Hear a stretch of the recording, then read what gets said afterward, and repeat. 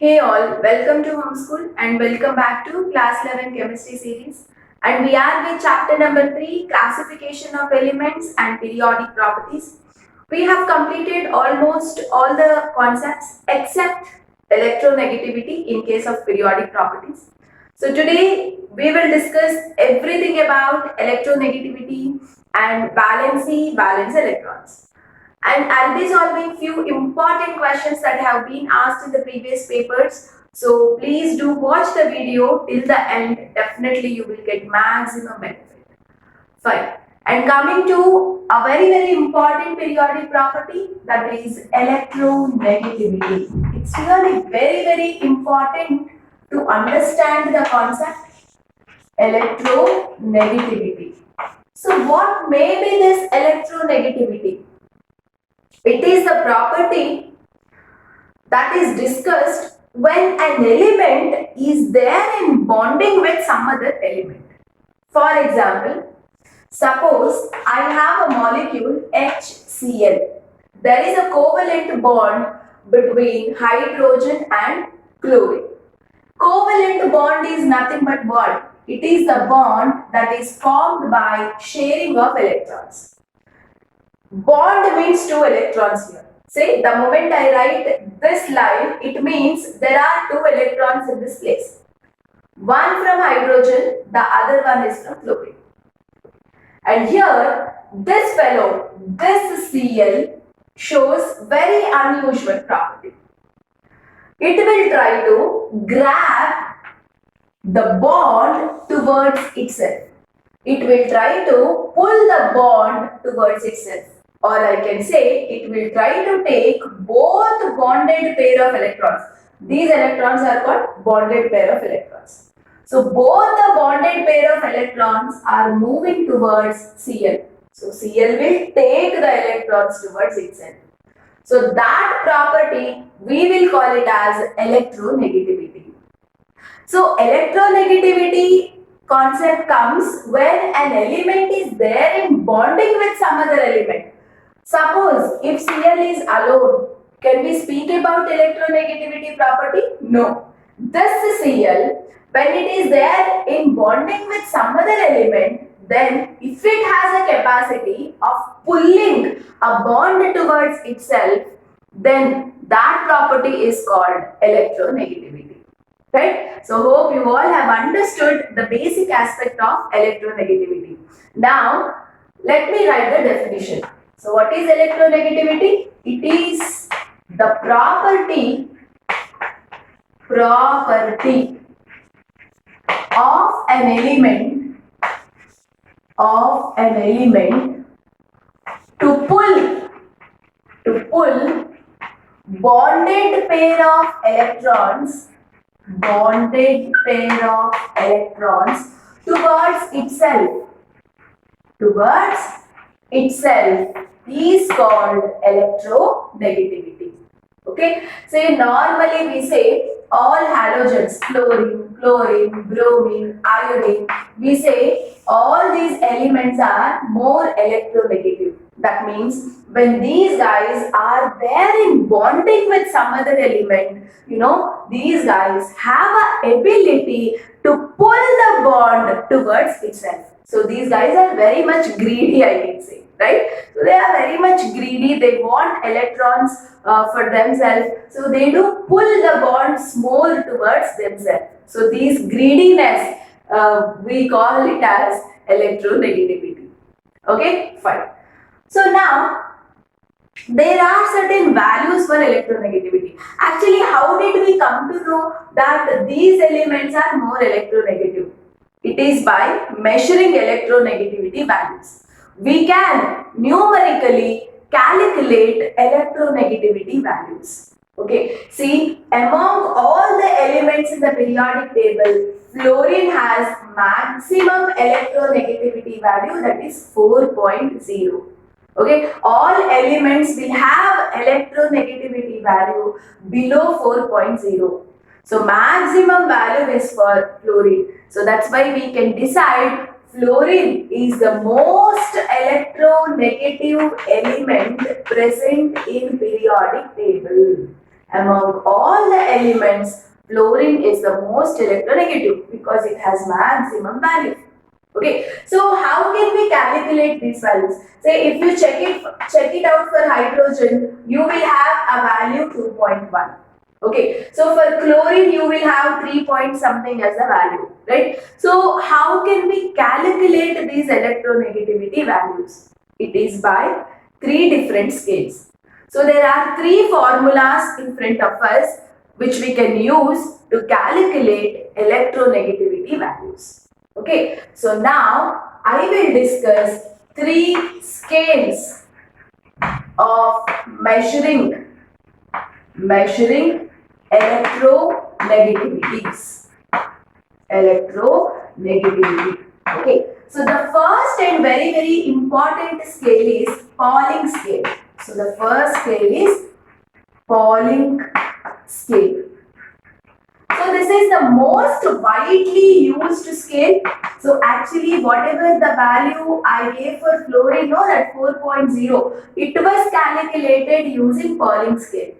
So using Pauling scale values, we actually decide which is more electronegative and which is less electronegative. Okay, so numerically if you want to calculate, so these scales we can use. So now let me give a formula how Pauling scale can be used to calculate electronegativity value. Okay, so usually electronegativity is indicated with a letter small x. Okay, so just it's a symbol as of now I am giving for electronegativity. Okay, so using Pauling scale we can calculate as xb minus xa is equal to 0.18 into square root of delta. Okay, so just copy down the formula, I will tell you its meaning. Okay, so where delta is equal to bond dissociation energy of AB minus square root of bond dissociation energy of AA and bond dissociation energy of BB. Okay, so this is the formula of Pauling scale. So imagine HCl. Let me consider A as H and B as Cl. Right? So Xb is what? Electronegativity of atom B. Xa is what? Electronegativity of atom A. So using Pauling scale we can able to find the difference in the electronegativities of two elements. Okay. So how can we find out? Xb minus Xa is equal to 0.18 into square root of delta. So what is the delta? Delta is nothing but bond dissociation energy of AB. A is what? Hydrogen. Here for an example. B is what? Chlorine. So this bond, energy required to break this bond is called bond dissociation energy. Okay. So what is this E means? E is equal to bond dissociation energy. Bond dissociation energy, which means energy required to break a bond. Okay, so EAB means what? Energy required to break AB bond minus square root of EAA. EAA in the sense, what is A? Hydrogen. So energy required to break HH bond into EBB, energy required to break ClCl bond. You know, if these bond enthalpy values are given in a question, you can easily calculate electronegativity difference between the two atoms. Okay, so usually these values are given in a question. So using these values, you have to find out Xb minus Xa with the help of this formula.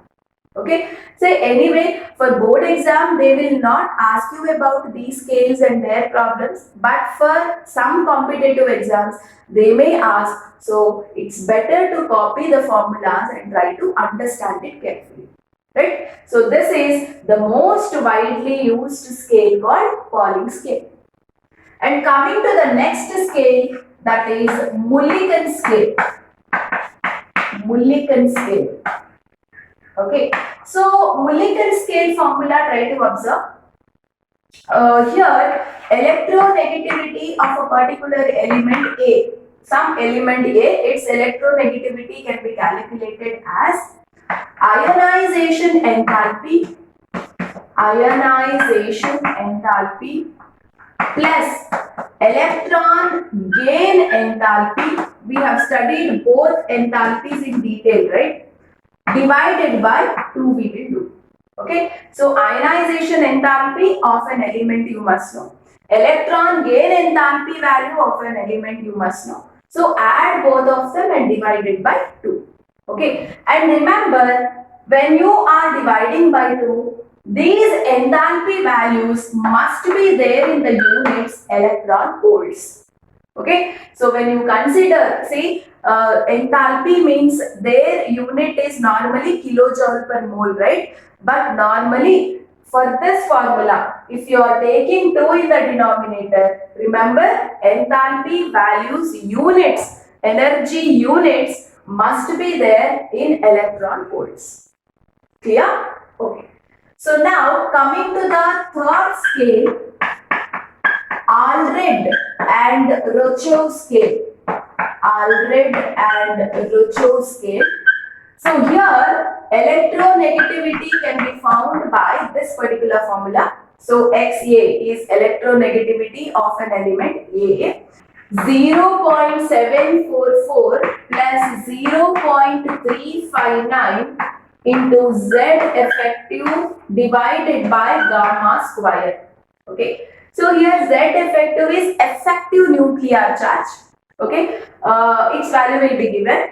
And gamma, here gamma is nothing but covalent radii. Covalent radii of an element A is given in a question. Z effective is given in a question. Using this formula, you can calculate electronegativity of an element A. Okay. So this is the formula of Allred and Rochow scale. So altogether 3 scales: Pauling scale, Mulliken scale, Allred and Rochow scale. So each scale has their own type of formula. With the given information in a question, you can select a formula and calculate electronegativity value for a particular element. Okay, and one more thing, try to remember, guys. So there is a relationship between Pauling and Mulliken scale. So copy down. Pauling scale value is equal to Mulliken scale value divided by 2.8. So whatever electronegativity value you will get by Pauling, that you have to substitute here. And in the numerator, whatever the value you get by using Mulliken scale, that you have to substitute here, divided by 2.8. Okay, so actually, if you know Pauling's scale value, you can calculate Mulliken. If you know Mulliken scale value, you can calculate Pauling. So for that, this formula can be helpful, right? So this is all about the 3 scales to measure electronegativity value. So now we understood what is electronegativity and how we can measure. And now we will try to understand what is the trend of electronegativity when you go across a period and down the group, right? See guys, normally this electronegativity depends on atomic size or atomic radii. Okay. So usually smaller the atom, more is the electronegativity of an element. I said fluorine is the most electronegative element in the periodic table. It's because fluorine is small in size. So always think that smaller the atom, it is more active to pull the bonds towards themselves when they are in bonding with some other elements. Okay, so smaller ones are more active, smaller ones are more active. Remember this. So smaller the atom, more is the electronegativity. So I can say electronegativity is inversely proportional to atomic radii, right? And you all know how our atomic radii varies when you go from left to right in a period. So when you go from left to right in a period, our atomic radii decreases, isn't it? So that means size will become smaller and smaller. So if size becomes smaller and smaller, what will happen for our electronegativity? Electronegativity increases, right? And similarly, down the group. So if I talk about down the group, that means from top to bottom, our electronegativity decreases. So why electronegativity decreases? Because in a group, when you go from one element to another, size will increase. So our electronegativity decreases.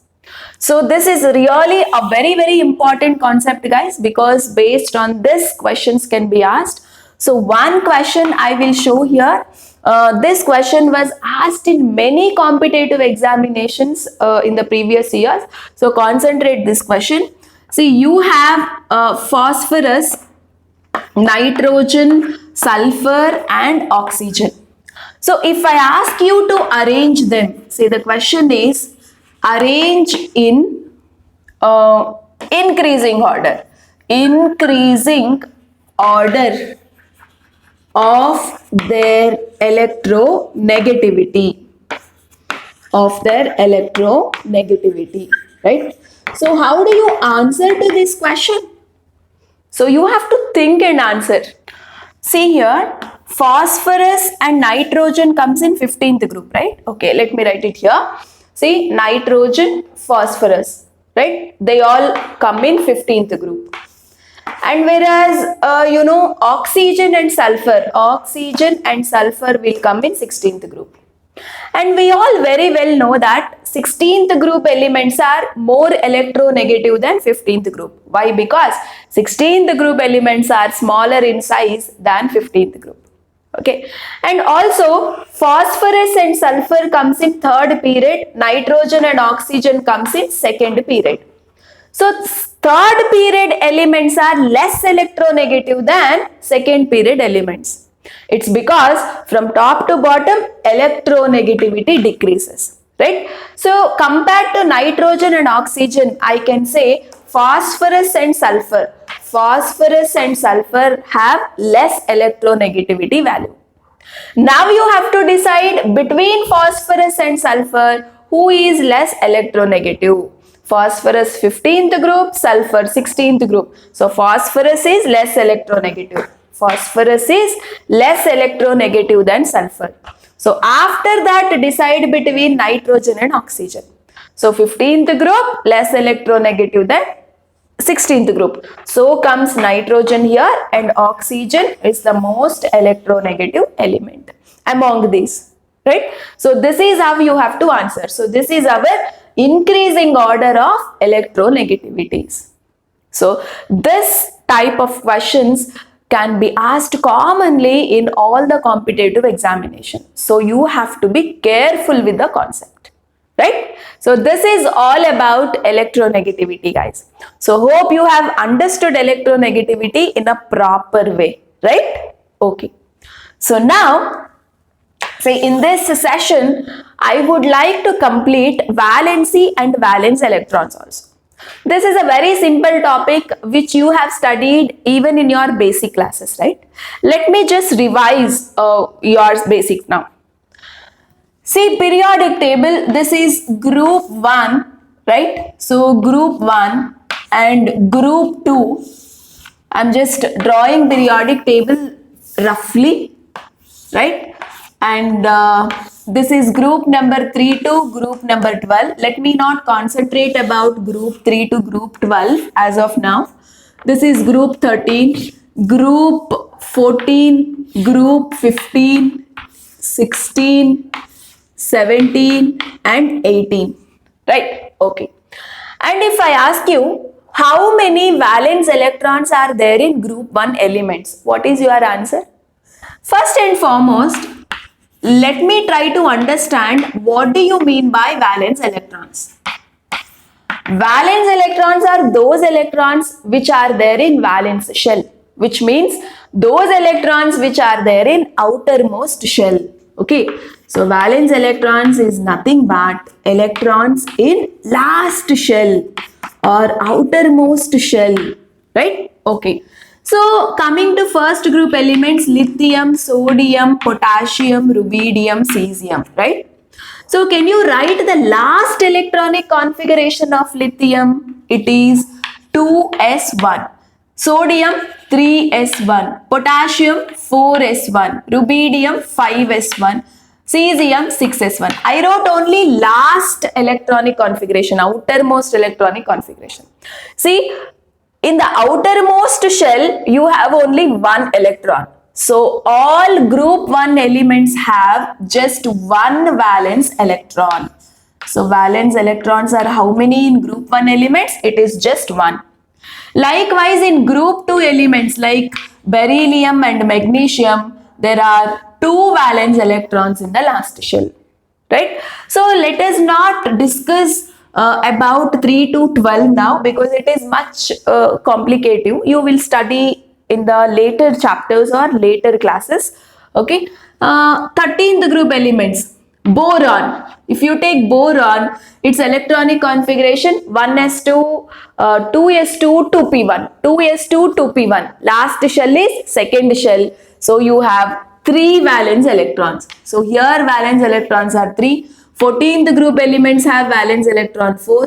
15th group has valence electron 5. 16th group has valence electron 6. 17th has 7. 18th has 8. Right? So group wise valence electrons, try to remember guys, it's very, very important. At least 1, 2 and 13th to 18th. Okay. So quickly, you must able to tell in 16th group element, say for example phosphorus, how many valence electrons are there? It is 6. Right? So now we got to know the number of valence electrons present in elements group wise. And now why we have to study this valence electron is because valence electrons are the one which participate in chemical reactions. Yes or no? Some elements lose electron, some elements gain electron, and you will also observe sharing of electrons between the elements or atom. That's how chemical reactions occur. That's how compounds or molecules are formed in our nature. So which electrons can be lost, which electrons can be gained, which electrons can be shared between atoms? It is valence electron. Okay, so that's why knowing an idea about valence electrons is must and should. Fine.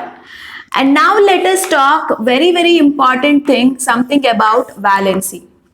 So what do you mean by valency? Valency is combining capacity of an element. That's what you studied in your lower classes, right? But here I give a new definition for valency. It is the number of electrons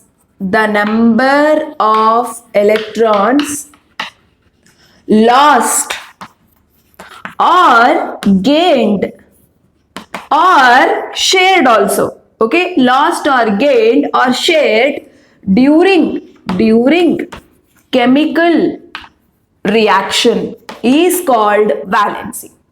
Okay, so usually